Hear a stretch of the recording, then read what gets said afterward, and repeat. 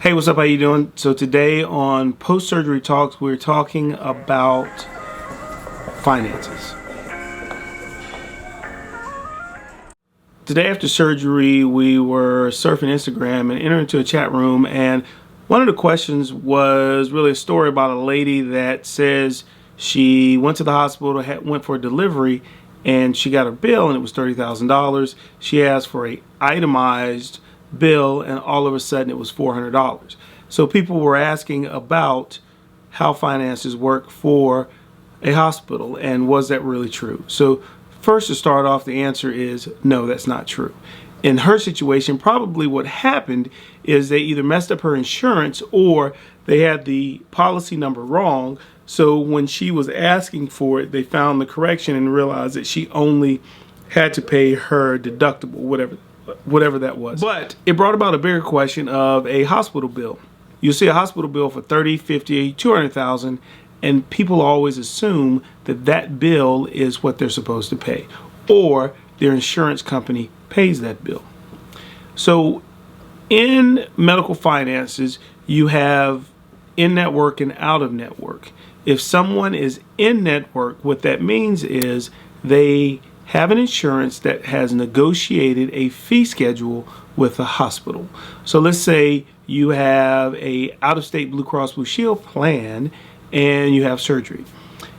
Because you have not negotiated a price, or your insurance company has not negotiated a price, once they submit the bill, some insurance companies will pay that whole $30,000.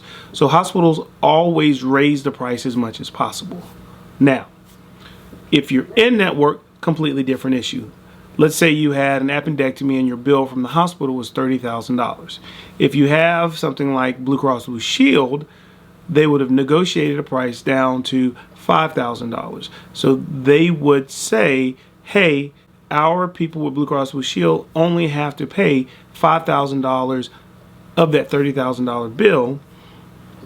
And what happens is some of that goes towards your deductible. We'll talk about deductibles at a later date. That's a completely separate but complex issue. Now, commercial insurances are only one version of a payer. A second one is Medicare. Now you have Medicare subsidiaries, Medicare plans that are managed, but Medicare for that $30,000 bill may actually say, okay, we'll pay $3,000 of that. And Medicare's fee schedule is non-negotiable. It's what the hospital gets. And hospitals are okay with that. And the reason being is that if you look at a commercial plan, they will say pay $5,000, but they don't have to. Sometimes they'll say we'll only pay $4,000 and that's all the hospital can get.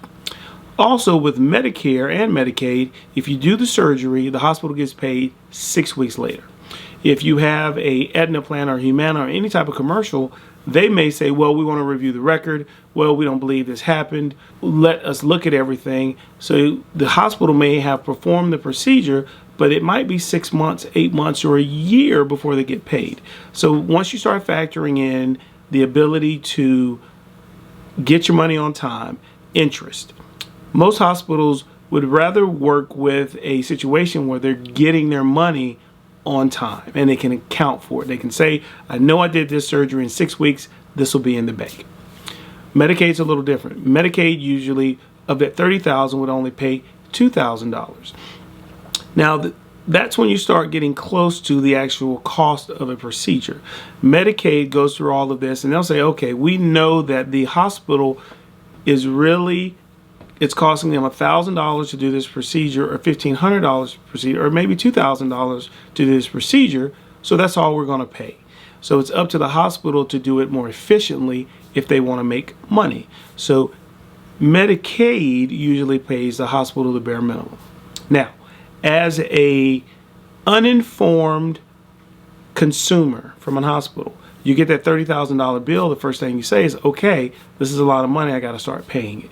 In most instances, you actually don't. In most instances, you can negotiate a price. Now, what most hospitals will be comfortable with at the bare minimum would be Medicaid plus 20%. So if you had $30,000 worth of surgery and procedures, Medicaid would pay $2,000 if you say, okay, I will pay $2,400, Medicaid plus 20%. Hospitals will be reasonable. They'll say, some of them will say, okay. Now, if they're either one that is financially savvy, they may say, okay, we can't do that. So then you would probably say, okay, what about Medicare plus 20%?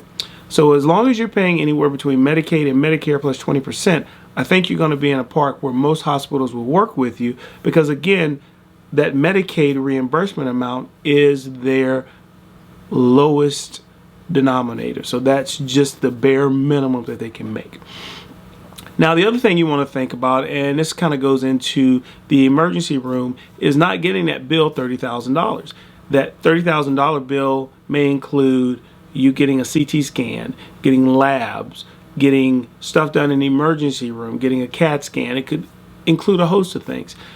If you do those things through your primary care doctor or through a surgeon's office in a situation with an appendectomy, you can then turn that bill that's $30,000 because you went through the emergency room into a $10,000 bill.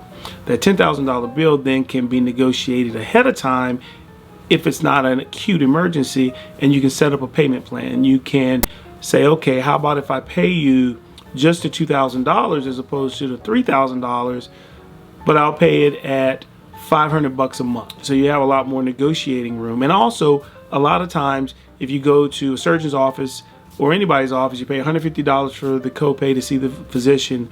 You negotiate a price with your labs, negotiate a price with the radiology, whether you're getting it done at a hospital or an outpatient facility.